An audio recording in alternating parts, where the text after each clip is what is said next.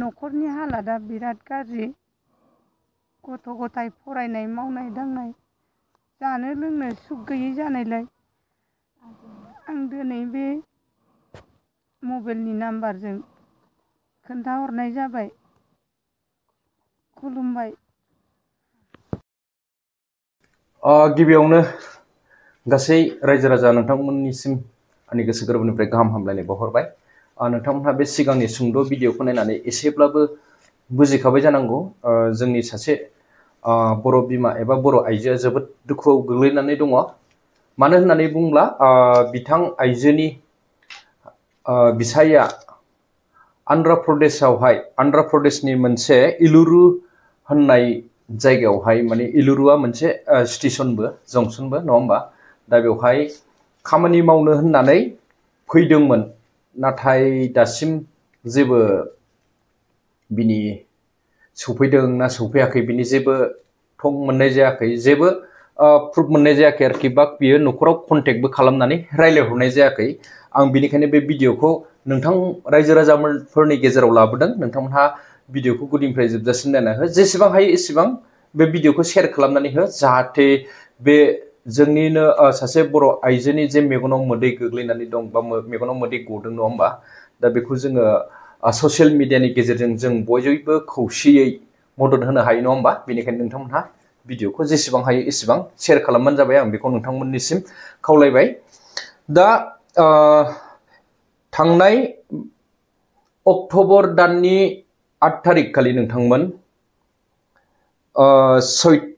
सत्येन चन्द्र सिं होननाय सासे बर' सुबुङा, दा सत्येन चन्द्र सिं होनोब्ला बर' नंगौना नङा आं मानसिखौ मिथिया, नाथाय बिनि हिन्जावा बा बिनि बिसिया बर'आनो नङा होमबा, नोंथांमोनहा भिडिअ नुखाबाय। दा बे बिथाङा खामानि मावनो होननानै आन्ध्र प्रदेशनि इलुरु होननाय जायगायाव फैदोंमोन। इलुरु स्टेशनावनो बियो ओंखारनांगौमोन आरो बियो 11 थारिखआव सौफैनांगौमोन बे इलुरु स्टेशनावहाय, इलुरु जंक्शनाव रायजोफोर।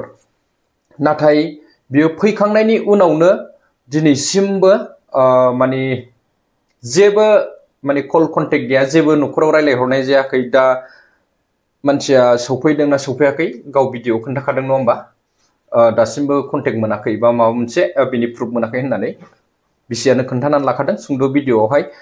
दा गावसोर सानदों माने कल कन्टेक्टनि गेजेरजों आंनिसिम फोरमायहरदों, गावसोर गोमाबाय बायदि सन्देह जादों, मानसिया माबा मोनसे जानानै आन्दायनानै दंदां बबेबा खन्द'फ्राव बा बबेबा जायगायाव, बेखौ गावसोर न'खरनिया सन्देह खालामदों।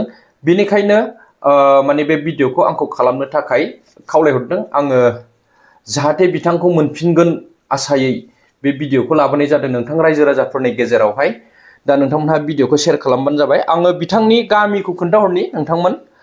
बिथांनि मुङानो जाहैबाय सत्येन चन्द्र सिं नङा होमबा, 51 इयार्स जाबाय। बिनि आधार कार्ड पान कार्डनि डेट अफ बार्थ हिसाबै 1974 बिनि डेट अफ बार्थआ। बिनिफ्राय बिनि गामियानो जाहैबाय धेमाजि जनाय टाइगारगुरिनि नोंथांमोन। दा गोबावानो जाबाय नङा होमबा नोंथांमोन बियो फैनाया, नाथाय जेबो सौफैदों सौफैयाखै मालिकनाव खबर लाहरबाय जाहैबाय, मालिकनाव कम्पानि अनारनाव, बेनिसिमबो सौफैयाखै होननानै मिथिनो मोननाय जादों आरोखि। दा बेबायदिब्ला बबेहायथो थांखो बे बिथाङा, बहायबा आन्दायलानानै दं खोमा बेखौनो साननानै दा बे ससियेल मिडियानि गेजेरजों न'खरनि सुबुङा जाहाथे नोंथां रायजो राजाफोरा बबेहायबाफोर नुसननानै खोन्थाहरगोनखौ मिजिं खालामदों। आङो बिथांनि न'खरनि कन्टेक्ट नाम्बारखौ स्क्रिनाव होनानै होगोन आरो लोगोसे आंनि कन्टेक्ट नाम्बारखौबो होनानै होगोन।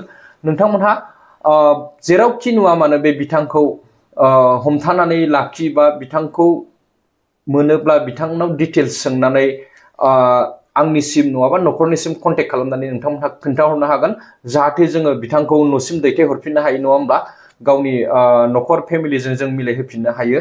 आं बेखौनो लुगैबाय आरो न'खरनियाबो बेखौनो हांख्रायदों रायजो राजाफोरनिसिम नङा होमबा। दा बिनिखायनो नोंथांमोनहा बे भिडिअखौ जेसेबां हायो एसेबां शेयार खालामनानै हो, जाहाथे जोङो बेखौ मोनफिननो हायो नङा होमबा सत्येन चन्द्र सिं बिथांखौ। दा जोबोद दुखुनांथाव, न'खराबो कन्डिसना गाज्रि नङा होमबा।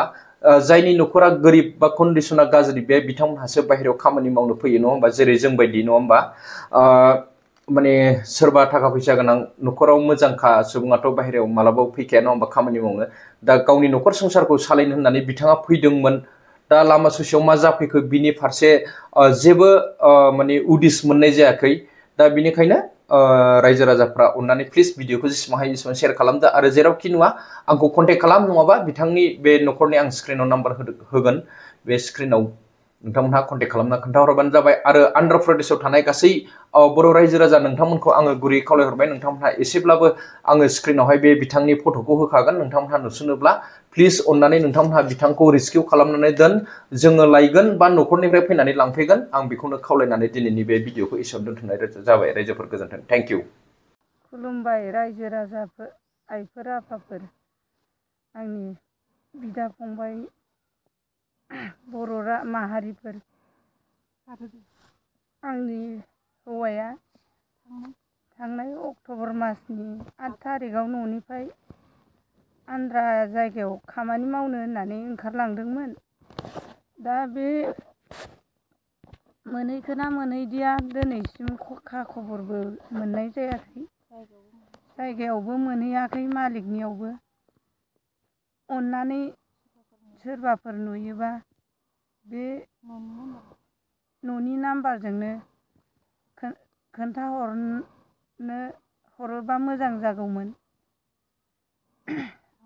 आं गोजोननाय मोनगौमोन आरो आंनि न'खरनि हालोदा बिराद गाज्रि गथ' गथाय फरायनाय मावनाय दांनाय जानो लोंनो सुख गैयै जानायलाय आं दिनै बे मबाइलनि नाम्बारजों खोन्थाहरनाय जाबाय खुलुमबाय।